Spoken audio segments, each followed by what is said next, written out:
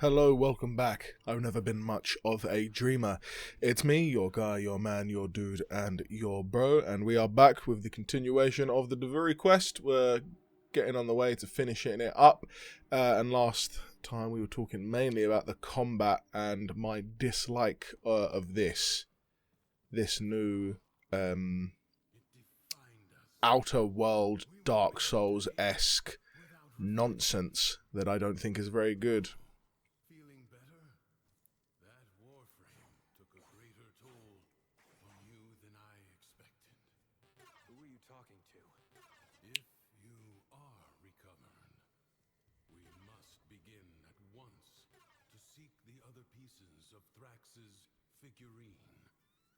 I expect they will manifest the same as paradoxes on the surface.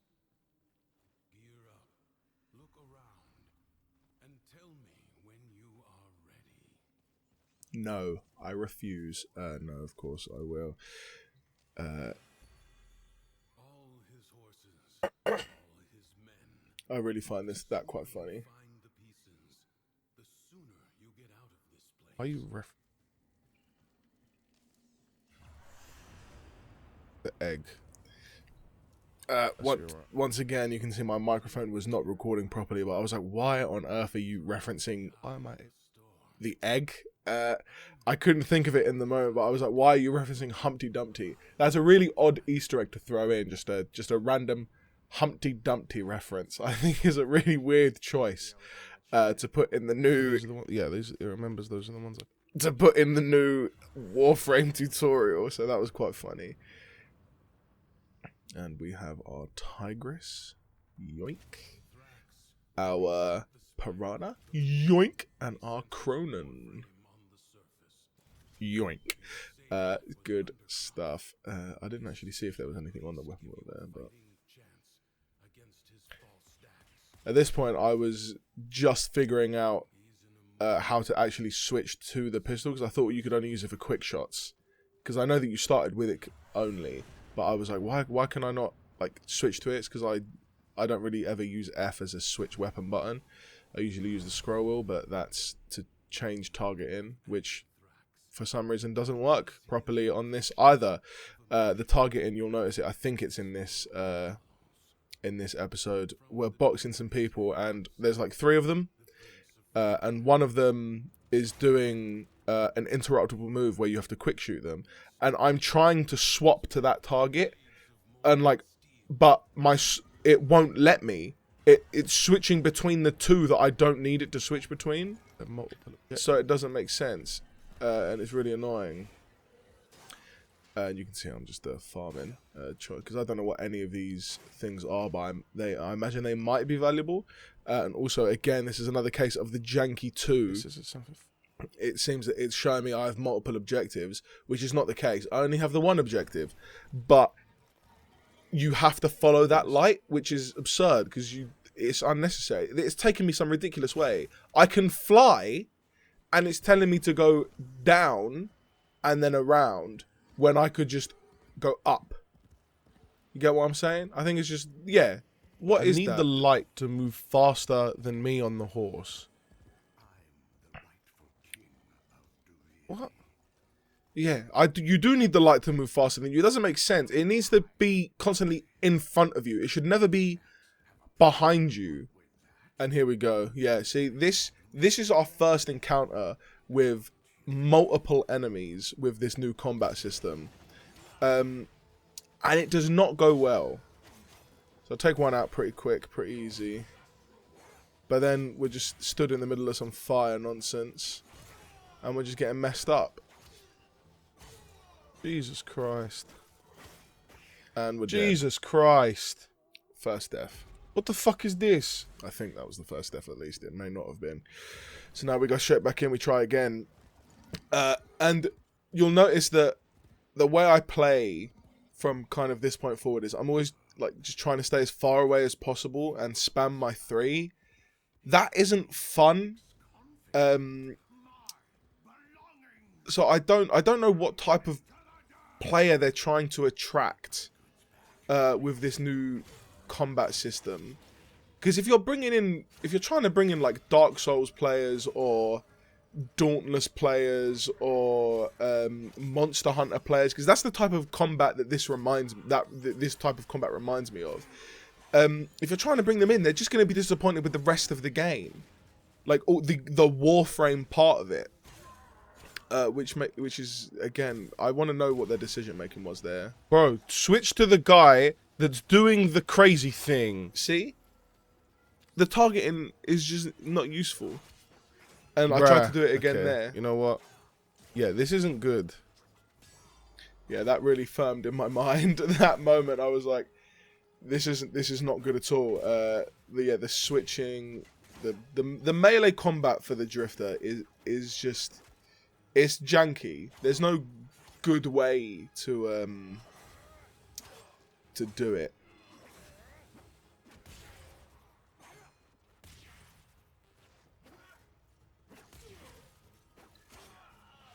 Because again, you have to take it one input at a time. But if you take it one input at a time, you can't do any combinations. You can't do any combos or anything. You just can't do anything. I didn't actually pay attention at all. I don't know if you get a melee counter. I didn't see. I'll have to look. I'll have to look the next time we get into an encounter. I didn't know if the Sun and Moon get a melee combo counter like in regular Warframe. Because if they don't, again, that's even more far removed, because melee counters is one of the biggest parts of melee combat in Warframe. Also this, right? I think I explain it. I think I explain it later in the video. What is this, like fast travel? Yes. Yeah, that section, it's kind of like it's like a God of War. 4 seconds. Oh, it's an extraction mission. I meant to say survival, but extraction because it's endless. Yeah, that section, that like God of War area, serves as like a new loading zone, right? So as we go through this, maybe I should have mentioned earlier, but you'll see there's 6 objectives we have to do before this mission ends, and we can return. That's not an enemy. Okay. And we can return back to. I really wanted to kill that opera lady. And we can return back to the safe zone with Teshin. All right, we've got to do 6 objectives, and it's a very simple pattern. It's safe zone with Teshin, and then it's open world Dark Souls Drifter combat, and then it's underworld Warframe combat, and you don't get to pick the mission either. The Warframe mission, it just puts you in one, and you have to do it. You don't really get to. You get a choice. So if somebody picked this at the beginning of the game and they needed cryotic, what's the chances they're going to get an excavation? Or if they needed, yeah, I mean that's the easiest one I could think of. But how else are they going to do that? Okay, now the question is, no. And right there, I was trying to switch into the Drifter. I wanted to see if that was still possible, or like I was going to turn it into my Tenno, which obviously wouldn't make sense for it being right at the beginning of the game, because you don't learn that you're Tenno until super late. But yeah, so you literally go from Dark Souls Outer World to Underworld Tenno combat, and then you have to do that. Pick this. Oh, that's ammo. You have to do that 3 times, so 3 sets of 2, so 6 missions, and then you have to go to another area and pick something up, and then you can go back to the Teshin safe area, right? Whereas in comparison with the OG, with the Orbiter, yeah, these things must have mods on them, because I know that base weapons are dog. Like leveling it doesn't actually do anything. That's fine, bro. I don't need it. Yeah. So if you take that in comparison with the regular Orbiter and the OG tutorial, it's safe zone, Orbiter. So safe zone is the Orbiter, and then mission, and you get to pick the mission. Okay, so how does this work? Is it basically now that you just, so there's an outer world where you do some random overworld nonsense, and then you get you get teleported to a room like this and do a regular Warframe mission? Is that now the play? Yeah, seems like I was thinking the exact same thing back then. Is that what they did? Because that's not very, like, interesting. It's not interesting at all. It really isn't interesting. It just adds extra steps. It just delays the experience because I feel like Warframe is a power creep game. The intent is to get super strong, and you do that over time, farming mods and stuff like that. It doesn't really feel like you do that in this game mode. I fall off. Yeah, you fell off. Right, what does that mean? Nothing. It doesn't feel like you do that at all in the Duviri Paradox. So these are still very early impressions, because this is just the Duviri Paradox quest, which obviously in its whole is going to be the full tutorial. So as I'm speaking to you now, I've completed it. So I'm watching this back and seeing my initial impressions and realizing or expanding on my thoughts or what was going through my head, and with further knowledge as to what I know is coming up and how it plays. Because it's essentially just, so the next few videos is this again. It's these outside, inside, outside, inside, outside, inside, overworld, underworld, overworld, underworld. Ow. Oh, yeah. Random missions. And then go to a place, pick up a thing, and then you continue. You get some cutscenes, blah, blah, blah. So, speaking from that same knowledge, I'm just curious as to what I really would love. I might have to go back and watch a couple dev streams, because I really want to know what could have possessed them to do this in this way. Okay, great. What did that do? Yeah, so okay, so I just did a mission as the dude. Like, what possessed them to do it in this way and make the decisions they made? Because it doesn't feel very Warframe at the minute. Like, I'd be more than happy, I think, if this was the intro to a different game, a new game. I think I'd be like, okay, you know what? This seems interesting. I like it. But as an existing player, it's really, really tough to separate what I already know about Warframe and try and detach that to this new thing. Because it is as though you've asked me to play the tutorial for a completely different game. So I would actually be really interested to see what an actual new player would say, because I'm biased. I've played this so much, and from the beginning as well. I'm the type of person, I enjoy the beginning of games. I enjoy being weak and then grinding up to being very strong. So I've done that a lot. And because I know how to do that in Warframe, I'm really curious to see how a regular, brand new player would find this experience, and then go into Vor's Prize and the difference in the mods. That's on top of fast reload. And the complicated... That is some type of fast reload. The complicated systems and everything that goes behind... I missed it. How Warframe... You have to press R again. Works. Yeah, okay. And everything that's made it what it is. Also, I really like this this feature, by the way. This is... So what I'm kind of comparing this to is God of War, which is a really... I shouldn't be comparing this to God of War, because for one, the combat in God of War is actually really good, and in this it's not, in this overworld. Yeah, see, yeah, so now I'm going to do another... What is it going to be now? A defense? Or like a spy or something? So what is it? What's it going to be? A capture of some description? Yeah, so how does it work?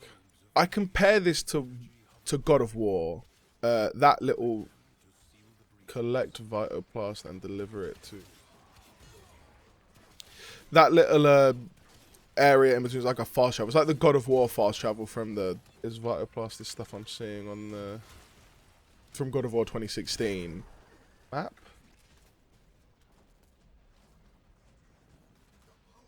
Yeah. Shoot it? No. Catch it. And obviously the combat in God of War is actually way, way better. But the thing that reminds me so much of it is the being outside and the... There's a lot of enemies. I like this mission. This one's alright. The way that God of War kind of functions, but I shouldn't really compare it to it. Because, again, the thing that makes God of War so good is the combat. Whereas the combat in...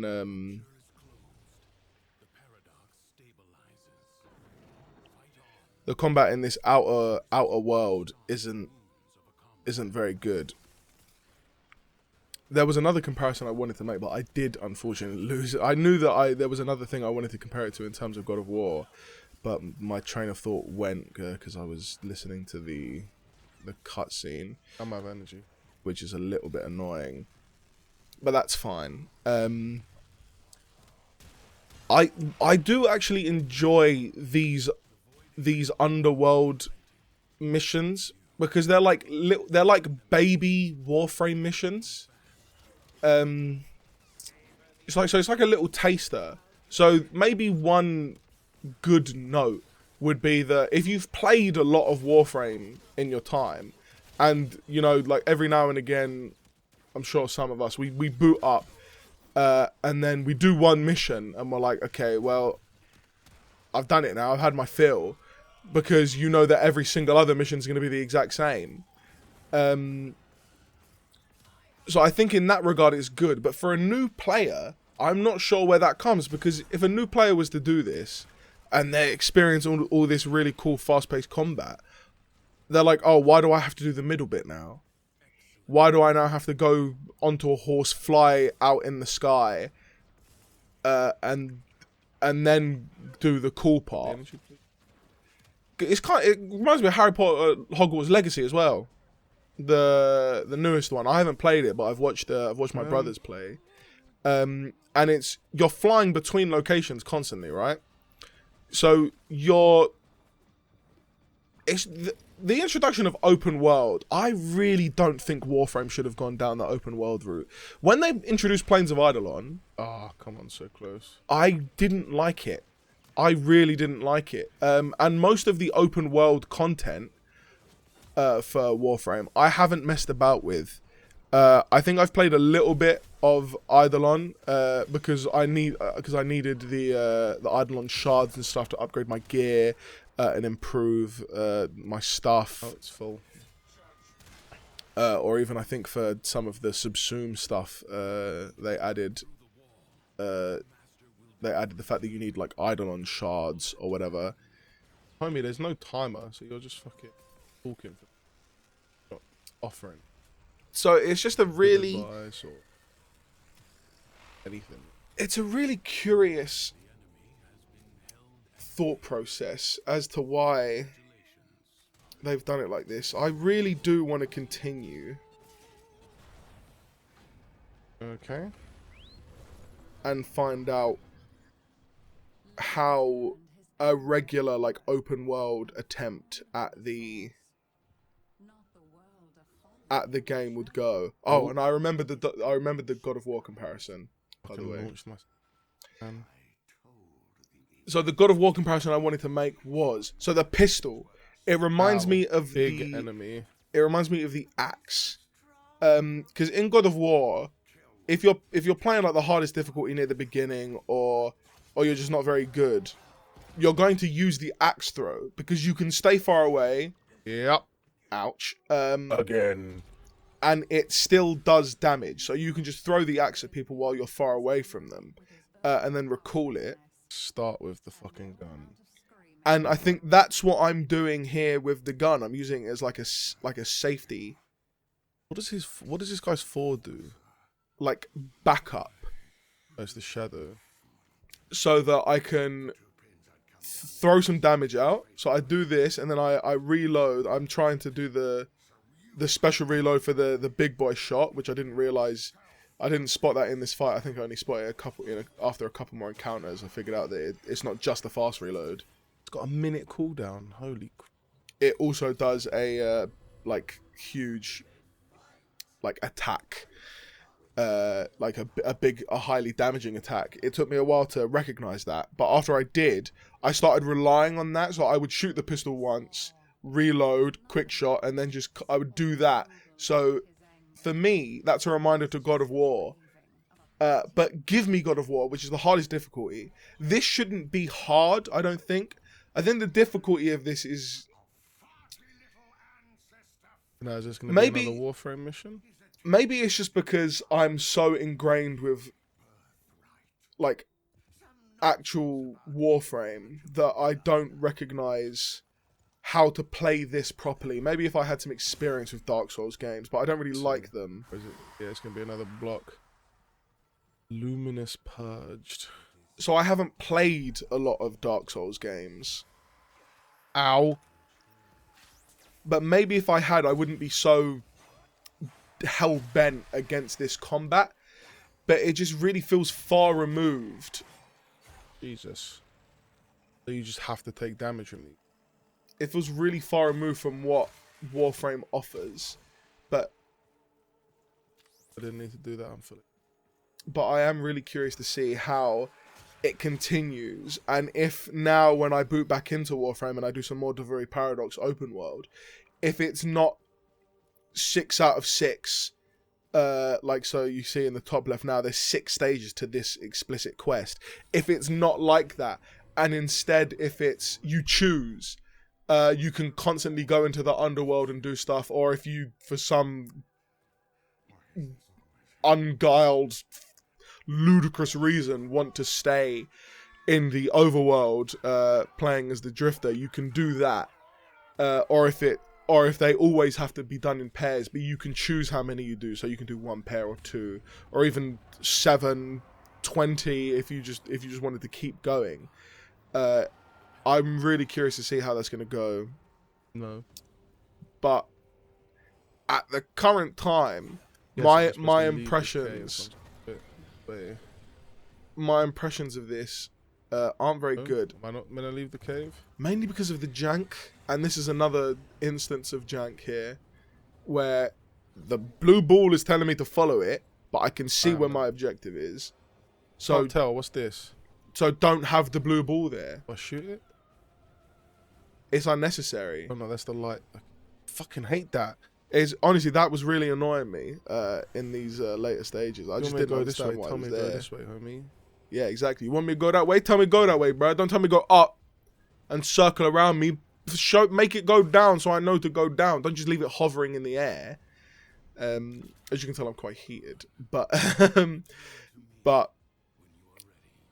I'm reserving judgment because obviously if you only do the tutorial of a game, that's not giving it a fair chance. Well, is this still like, is this the tutorial still? Yes, it is still the tutorial, and we're going to play the rest of it, and then we're going to try some more missions.